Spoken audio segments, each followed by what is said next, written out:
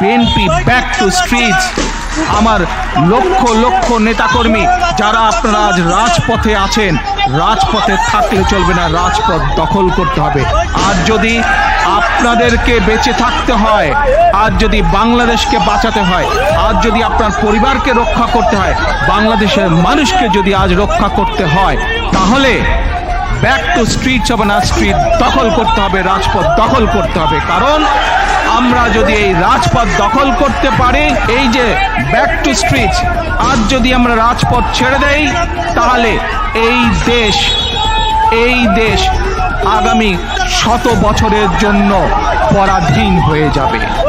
আজ যদি বিএনপির নেতাকর্মীরা, আজ যদি গণতন্ত্রে বিশ্বাসী